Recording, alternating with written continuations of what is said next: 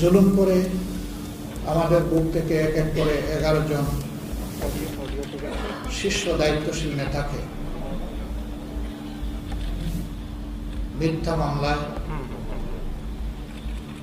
সাজানো পাঠানো আদালত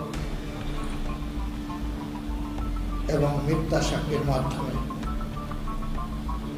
কার্যত জুডিশিয়াল কিলিং করা হয়েছে।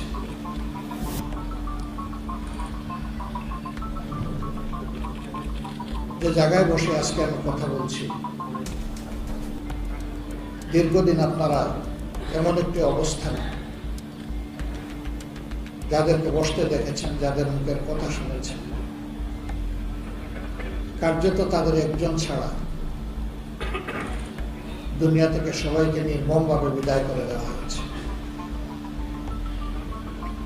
আমি সেই সমস্ত পরম শ্রদ্ধেয় নেতৃবৃন্দ এবং তাদের যে সমস্ত সহকর্মীদেরকে অন্যায়ের প্রতিবাদ করা নির্মমভাবে খুন করা হয়েছে, মহান রবের দরবারে কাতর কণ্ঠে তাদের জন্য আমি শাহাদতের সর্বোচ্চ দরজা আমি কামনা করছি। তার পাশাপাশি